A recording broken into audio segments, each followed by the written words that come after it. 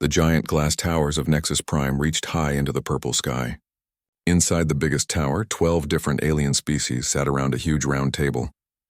The table was made of some kind of crystal that glowed with soft blue light. Each alien looked very different from the others. Some had scales, some had fur, and some looked like they were made of gas or light. Tejo sat in a simple black chair, wearing his best Earth suit.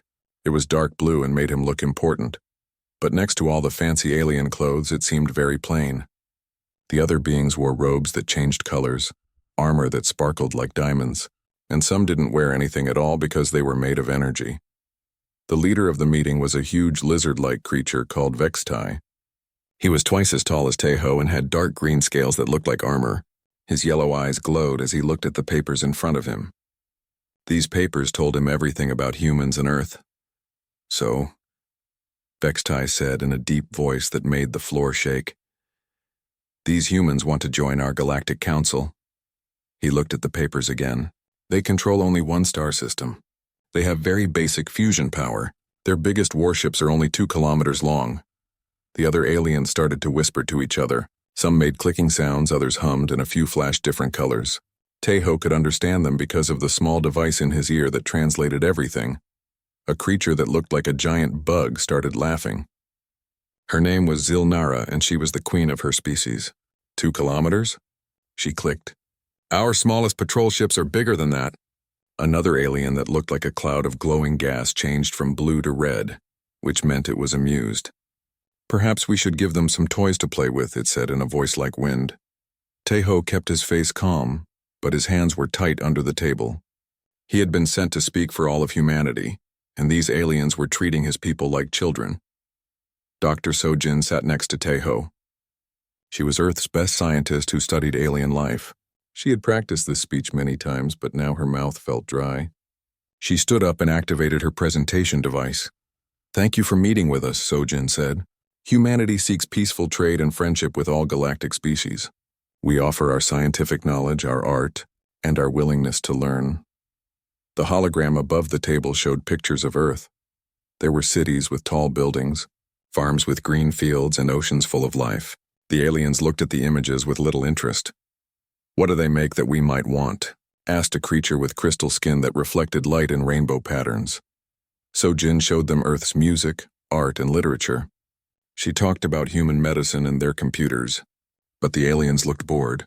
They had seen all of this before from other species. There was nothing special about humans. Vextai raised one huge clawed hand. "We have made our decision," he announced. "Humans will be given protected species status." Tejo's stomach dropped. He knew what that meant. Protected species were like pets in a zoo. Other aliens would take care of them and keep them safe, but they would never be treated as equals. "This means," Vextai continued, "that humanity will live in the Outer Rim territories. You will be safe there from pirates and other dangers. The Galactic Council will watch over you." "Thank you," Tejo said carefully, "but we can defend ourselves." This made several aliens laugh out loud. The Bug Queen clicked her mandibles rapidly, which sounded like machine gun fire. "Defend yourselves? With what, your tiny ships?" A floating jellyfish-like creature pulsed with bright colors. "The last protected species that tried to fight pirates lost 3 colonies before we saved them." "Pirates have real weapons," said another alien with 4 arms and purple skin. "They have plasma cannons and energy shields. Your species uses, what do you call them? Bullets." More laughter filled the room. Even some of the serious aliens seemed amused. Tejo stood up slowly. "We accept the Council's generous offer," he said. His voice was steady, but there was something in his eyes that a few of the smarter aliens noticed. The meeting ended with handshakes and formal greetings. The aliens patted Tejo and Sojin on the heads like they were children. They gave them a datapad with rules about where humans could go and what they were allowed to do. As the human delegation walked toward their ship, they could hear the aliens talking behind them. "How long do you think before they call for help?" asked the crystal-skinned alien. "I give them 6 months," laughed the Bug Queen. "You're too generous," said Vextai. 3 months at most. They were already making bets about when humanity would need to be rescued. Tejo and Sojin walked in silence until they reached their small ship. It looked like a metal tube compared to the beautiful alien vessels that looked like works of art. Once they were inside, So-Jin finally spoke. "Protected species," she said bitterly. "They think we're helpless." Taeho sat down in the pilot's chair and started the engines. "Let them think that," he said quietly. "It might be useful." "What do you mean?" Taeho looked out at the alien ships around them. "So-Jin, what's the first rule of war?" So-Jin thought about it. "Never let your enemy know your real strength?" "Exactly." Taeho smiled, but it wasn't a happy smile. "They looked at our ships and saw primitive technology. They looked at our weapons and saw ancient methods. But they never asked the important question, which is, how did a species with primitive technology and ancient weapons become the dominant life form on a planet full of predators?" The human ship lifted off from Nexus Prime and headed toward the outer rim.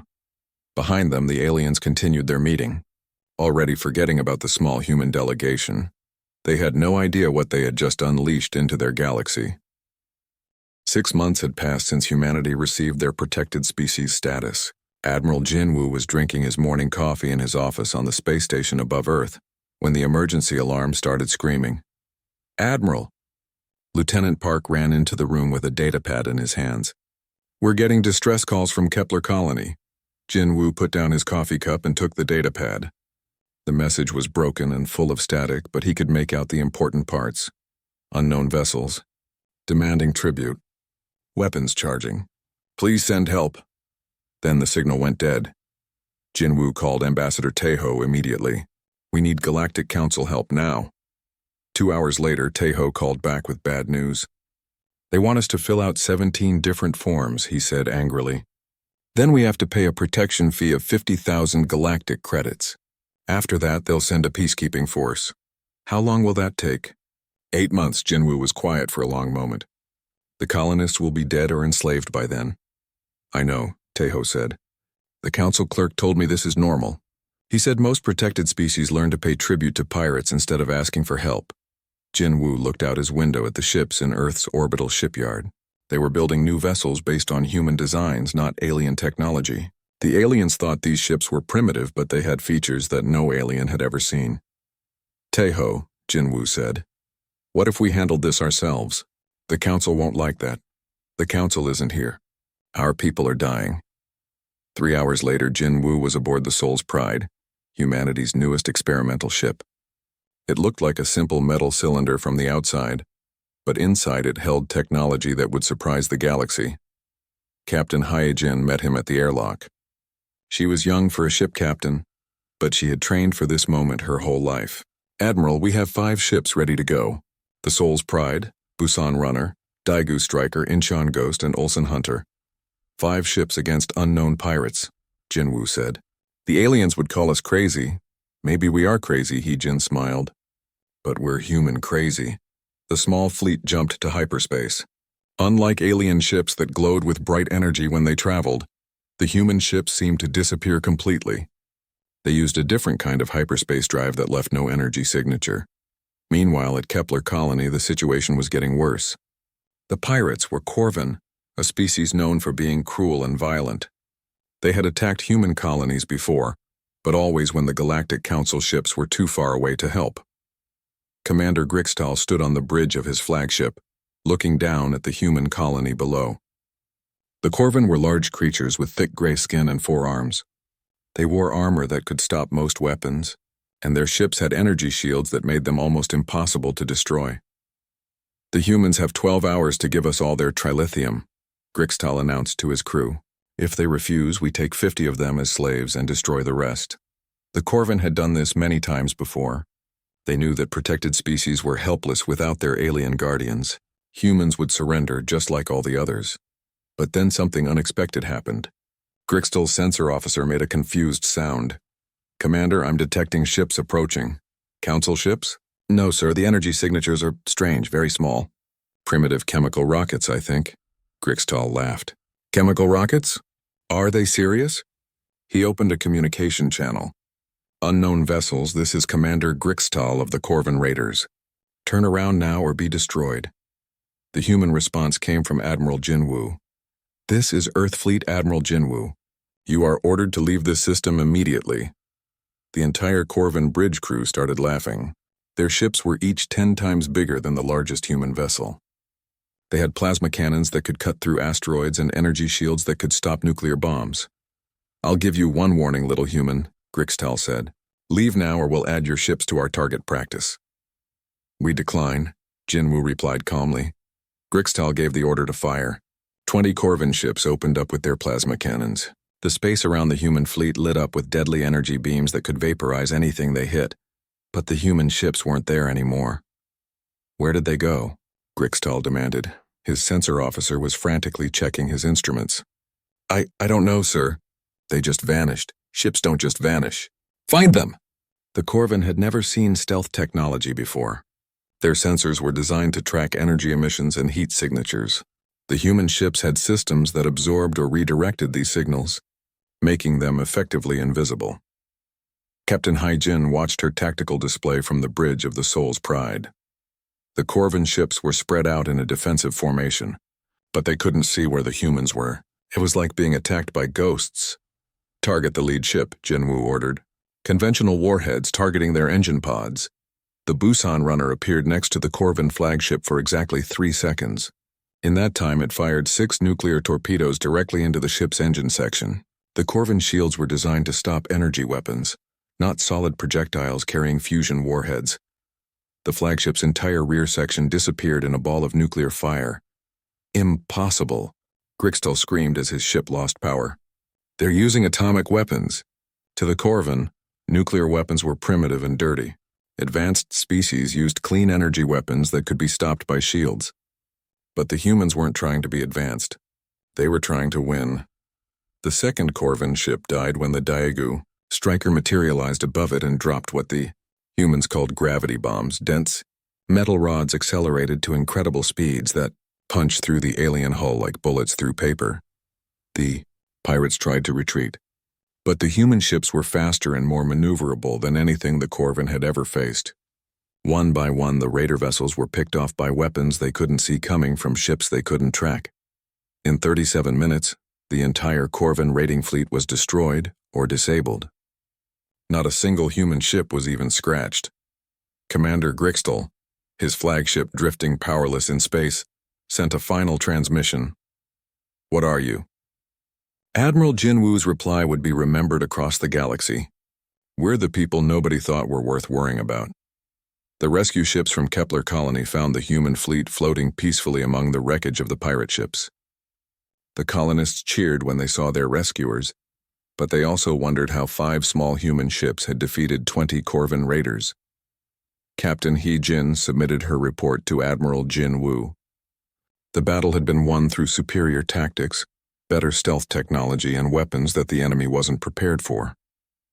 But most importantly, it had been won because humans knew how to fight dirty. As the human fleet prepared to return to Earth, Jin Woo received a priority message from Ambassador Taeho. "The Galactic Council wants to know what happened at Kepler Colony. Word is spreading fast." Jin Woo smiled as he looked out at the destroyed pirate ships. "Tell them we handled it ourselves." News of the Corvin defeat began spreading through galactic communication networks.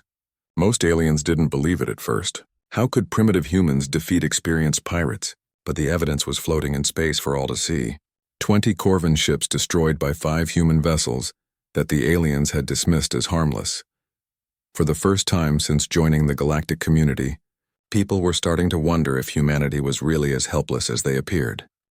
The news traveled across the galaxy faster than anyone expected.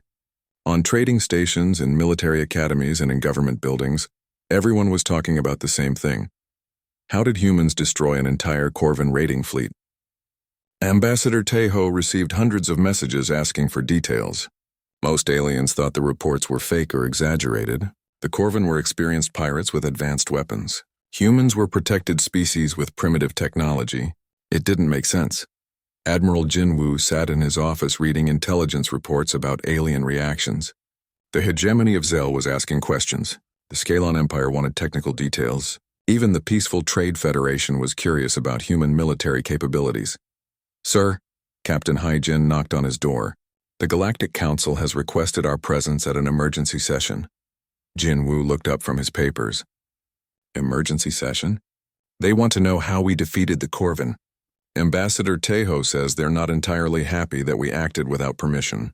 3 days later, the human delegation stood once again in the crystal chamber of Nexus Prime.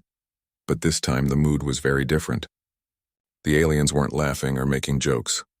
They were staring at the humans with suspicion and curiosity. Council leader Vextai's yellow eyes fixed on Ambassador Taeho. "You were supposed to request help through proper channels." "We did," Taeho replied calmly.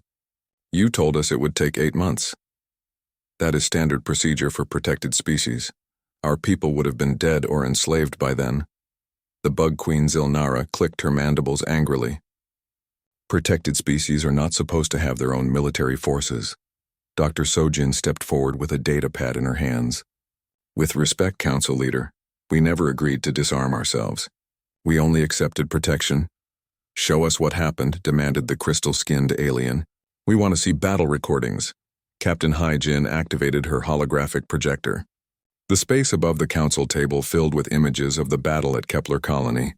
The aliens watched in silence as human ships appeared and disappeared like ghosts, striking the Corvan fleet with weapons they had never seen before. "Impossible," whispered the floating jellyfish creature. "Your ships vanished from sensors. How did you do that?" asked the four-armed purple alien. Admiral Jinwoo spoke for the first time. "We used stealth technology." "What kind of stealth technology?" "The kind that works." The aliens exchanged glances. In their experience, stealth meant energy dampeners or visual camouflage. They had never seen anything like complete sensor invisibility. Vextai leaned forward. "Your weapons." "Those were nuclear devices." "Yes. Nuclear weapons are primitive, barbaric." Jinwoo's expression didn't change. "They destroyed the pirates. But they're so crude, dirty. We stopped using atomic weapons thousands of years ago. That was your choice." The council chamber fell quiet. The aliens were beginning to understand that they had made a serious mistake in their assessment of humanity. Dr. Sojin activated another hologram. This one showed human ships in detail, highlighting their unusual design features. "Our vessels are built differently than yours. We don't rely on energy shields or plasma weapons. We use different principles." "What principles?" asked Zilnara. "The principles of not being where your enemy expects you to be, and hitting them where they don't expect to be hit." The gaseous alien pulsed from blue to red to yellow, which indicated deep confusion. "You mean deception?" "We mean tactics," Admiral Jinwoo said. Council leader Vextai stood up to his full height. His massive frame cast a shadow over the human delegation. "You have violated Galactic Council protocols. Protected species must not engage in military actions without authorization." Ambassador Taeho looked up at the huge lizard without flinching. "What would you have done if it was your people being attacked?" "We would have followed proper procedures." "And let them die while filling out forms?" "That is not your concern. You are protected species." "No," Taeho said quietly. "We're not." The chamber went completely silent. Even the humming of the building system seemed to stop. "What did you say?" Vextai's voice was dangerously low. "I said we're not protected species anymore. We're withdrawing from that designation." The aliens erupted in shocked voices. Some clicked, others hummed, and a few flashed angry colors. The crystal alien surface turned bright red. "You cannot withdraw," Zilnara screeched. "Protected species status is permanent." "Show me the law that says so," Taeho challenged. The aliens looked at each other uncertainly. Protected species status had always been considered a gift, not a burden. No species had ever tried to refuse it before. Dr. Sojin stepped forward with another data pad. "We've reviewed the Galactic Council Charter. There's nothing that prevents a species from declining protection if they can demonstrate self-sufficiency." "Self-sufficiency?" The purple alien laughed. "You have 5 ships. 5 ships that destroyed 20 pirate vessels without taking a single casualty," Admiral Jinwoo pointed out.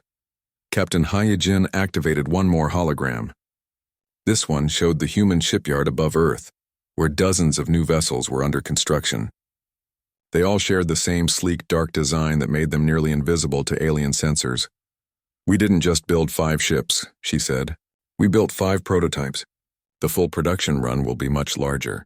The alien stared at the images of human ships rolling off assembly lines. These weren't the crude chemical rockets they had dismissed before. These were purpose-built warships designed by a species that had been fighting each other for thousands of years. Vextai's claws scraped against the crystal table.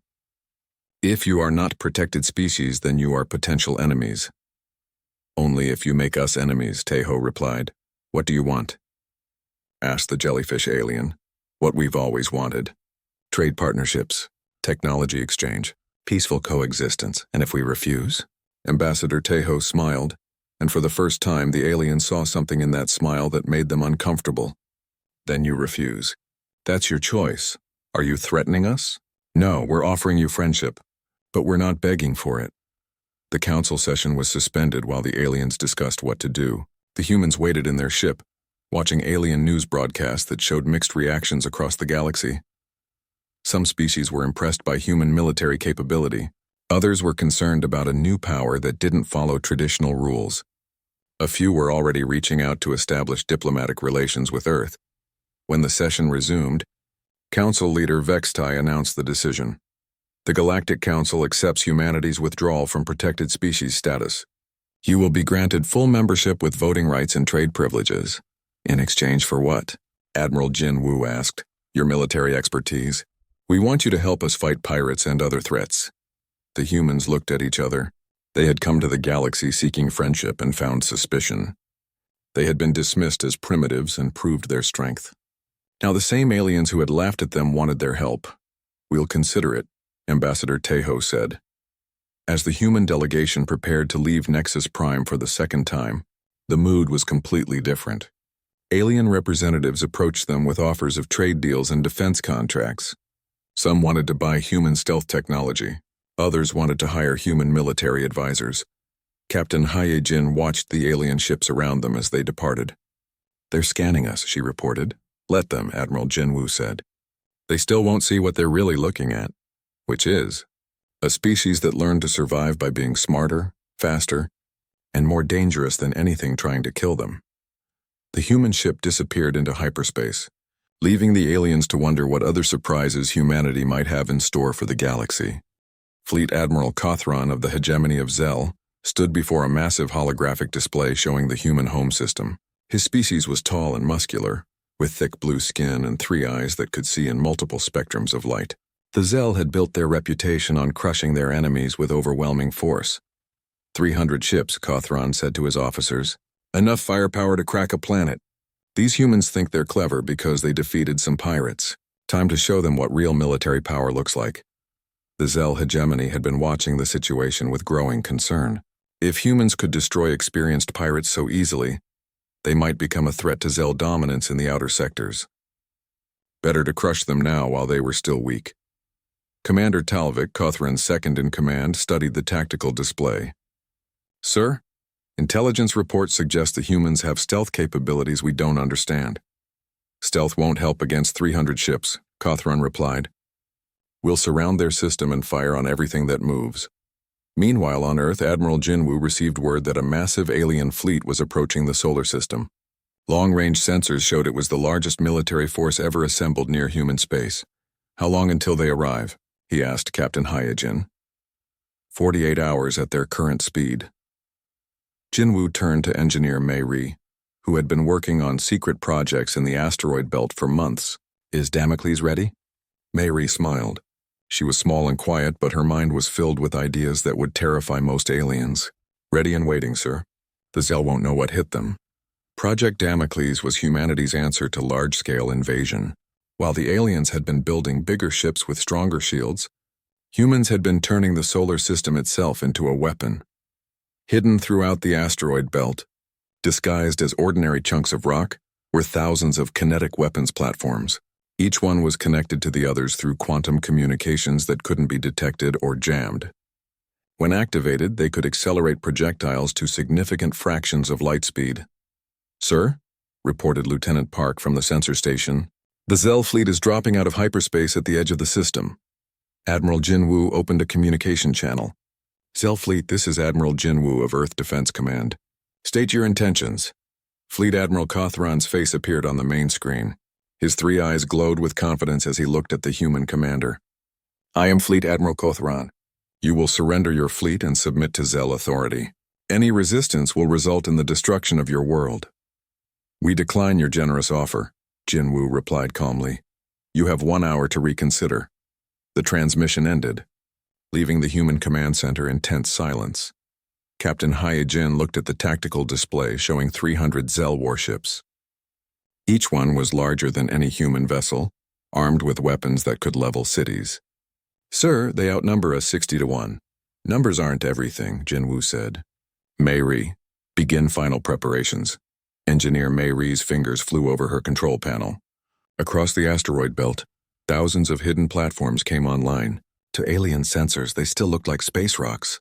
But inside each one, fusion reactors powered up and targeting computers began calculating trajectories. The Zell fleet moved slowly through the solar system, taking their time. Fleet Admiral Kothron wanted the humans to see their doom approaching. He arranged his ships in a massive formation that would be visible from Earth's surface. Sir, Commander Talvik reported, we're detecting some unusual readings from the asteroid belt. What kind of readings? Very faint energy signatures, probably just natural radiation from the rocks. Kothron dismissed the report. The humans had shown some tactical cleverness against pirates, but they were still primitives. A few hidden mines wouldn't matter against 300 capital ships. As the Zell fleet reached Mars orbit, Admiral Jinwoo sent his final warning. Admiral Kothron, this is your last chance to leave our system peacefully. Surrender now or watch your planet burn, was the reply. Jinwoo looked at Engineer Mei-ri. Execute Damocles. What happened next would be studied in military academies across the galaxy for centuries to come. The asteroids around the Zell fleet suddenly came alive. Chunks of rock that had been drifting peacefully through space began accelerating at impossible speeds. But these weren't random space debris. They were precisely aimed projectiles moving at relativistic velocities. The first Zell cruiser died before its crew even realized they were under attack. A piece of metal the size of a baseball traveling at 20% of light speed punched through their energy shields like they weren't there. The kinetic energy released was equivalent to a small nuclear bomb. Impossible, Fleet Admiral Kothron screamed as his fleet began taking massive damage from weapons that shouldn't exist. Energy shields up! Return fire! But there was nothing to fire at. The alien sensors couldn't distinguish between the weapons platforms and ordinary asteroids. Every rock in the belt looked dangerous, but most of them were still just rocks. Commander Talvik watched in horror as ship after ship vanished in flashes of light. Sir, we're being hit by kinetic projectiles moving at relativistic speeds. How? Where are they coming from? Everywhere, sir. The entire asteroid belt is attacking us. The Zell had developed their military doctrine around energy weapons and particle shields. Their defenses were designed to stop plasma cannons and laser batteries. No one had prepared them for solid projectiles moving fast enough to punch holes in reality itself. Engineer Mei-ri watched her tactical display with satisfaction. Each weapons platform fired only once before going dormant again, making them nearly impossible to target. The Zell fleet was caught in a killing field where any direction they moved brought them closer to more hidden weapons. Status report, Admiral Jinwoo requested. 67 Zell ships destroyed. 43 severely damaged, Captain Hyejin reported. No human casualties. The Zell tried to retreat, but the weapons platforms had been positioned to cover all escape routes. Ships that attempted to flee found themselves flying into even denser fields of hidden launchers. Fleet Admiral Kothron's flagship shuddered as another kinetic round grazed its hull. Half his fleet was gone, and he still couldn't identify the source of the attacks. All ships, emergency hyperspace jump, he ordered. Sir, we can't. The humans have gravity mines scattered throughout the system. Any hyperspace jump might tear us apart. The Zell were trapped. They couldn't fight an enemy they couldn't see. And they couldn't escape without risking catastrophic damage from gravitational anomalies. Admiral Jinwoo opened a communication channel to the surviving Zell ships. Admiral Kothron, I'm offering you one chance to surrender. Never. The Zell do not surrender to primitives. Then you'll die like primitives, Jinwoo replied and closed the channel. The final phase of the battle lasted only 20 minutes. Engineer Mei-ri's weapons platforms systematically eliminated the remaining Zell vessels with surgical precision. Each shot was calculated to cause maximum damage while avoiding debris that might threaten Earth or other human installations. When the shooting stopped, only 37 Zell ships remained operational. Their crews were in shock, unable to understand how their mighty fleet had been destroyed by weapons they couldn't even see. Fleet Admiral Kothron found himself commanding a broken force, surrounded by invisible enemies. His three eyes had lost their confident glow, replaced by something the Zell rarely experienced. Fear. "Human commander," he transmitted with a trembling voice.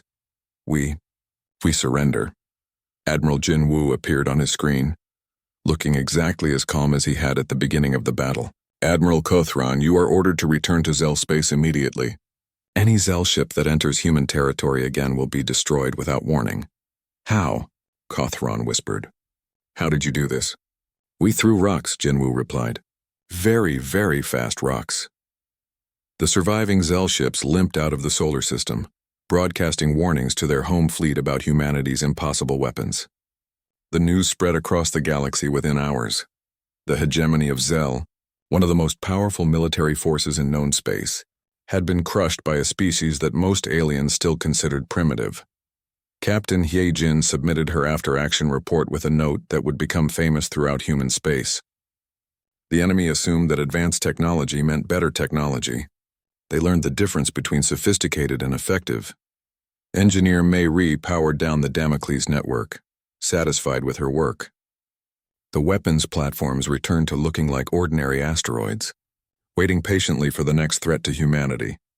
As word of the battle spread, alien governments began reassessing their policies toward humans. A species that could turn their entire star system into a weapon was not to be underestimated. 1 year after the destruction of the Zell invasion fleet, the Galactic Council chamber looked very different. The crystal table was the same, and the 12 species still sat in their designated seats, but the atmosphere had completely changed.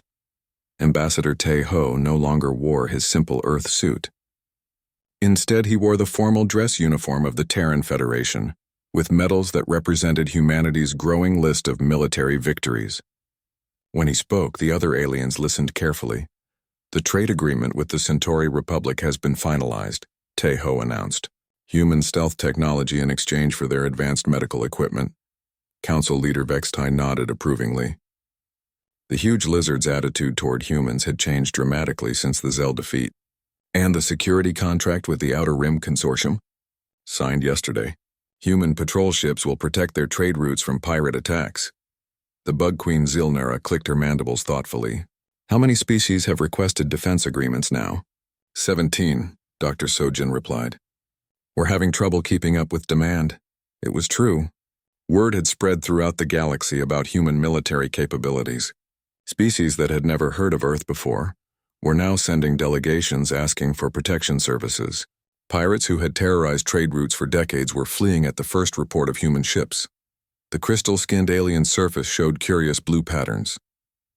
"How do your ships continue to remain invisible to our sensors?" Tae-ho smiled. "Trade secret." Admiral Jinwoo entered the chamber carrying a datapad filled with intelligence reports. His presence commanded respect from beings who had once dismissed humans as primitives. "Admiral," Vextai greeted him formally, "what is the current status of galactic security?" "Pirate activity is down 60% across all sectors," Jinwoo reported. "Most raider groups are avoiding areas where human ships patrol. What about the sectors we don't patrol?" "Pirates are fighting each other for territory. Apparently, being pushed out of human-protected space has caused overcrowding in the remaining areas." The floating jellyfish creature pulsed with amused colors. "So by protecting some areas, you've destabilized criminal organizations everywhere?" "Unintended consequence," Jinwoo said with a slight smile. Captain Hyejin joined the meeting to present the latest tactical analysis. Her reports were now studied by military academies across the galaxy, trying to understand human methods. "The Corvin Syndicate has officially disbanded," she announced.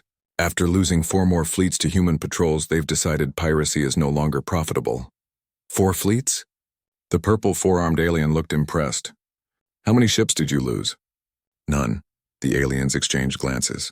Even after a year of reports, they still found human military efficiency hard to believe. Engineer Mei Ri was invited to speak about humanity's latest projects. She had become famous throughout the galaxy as the designer of weapons that no one could understand. "We've completed installation of the Mercury defense grid," she reported. Any hostile fleet entering the solar system will face coordinated fire from 3,000 hidden platforms. 3,000? Vextai's yellow eyes widened. How did you build so many without anyone noticing? We've been busy.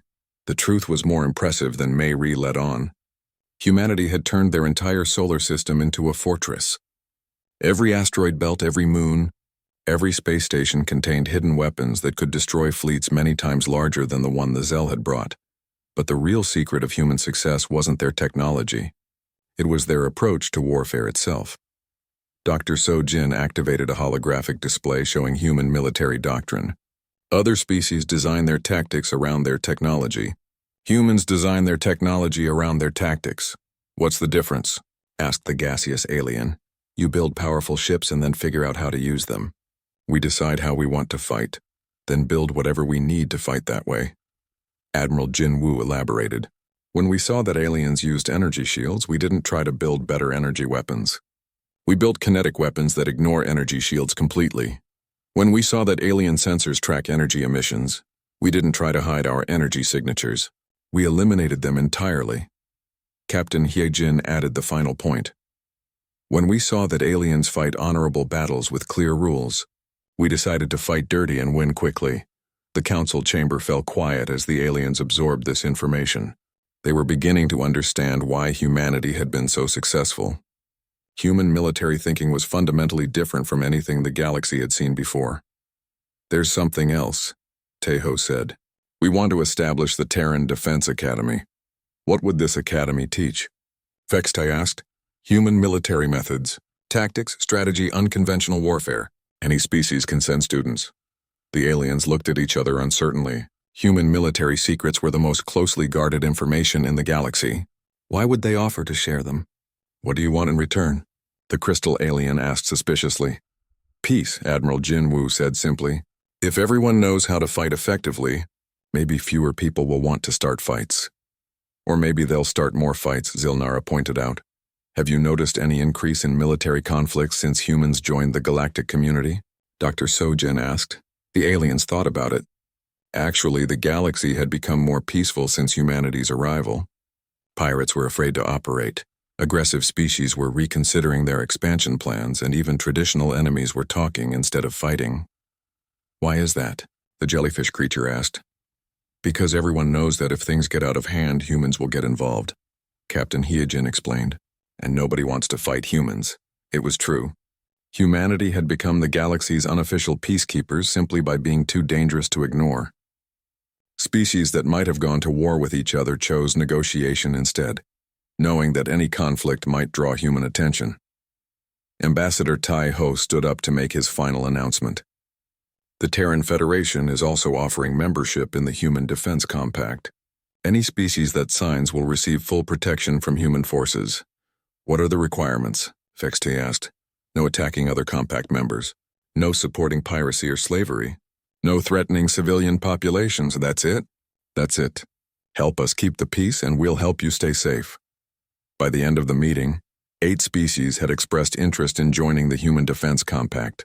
3 more wanted to send students to the Terran Defense Academy. The remaining species wanted to discuss trade agreements for human technology.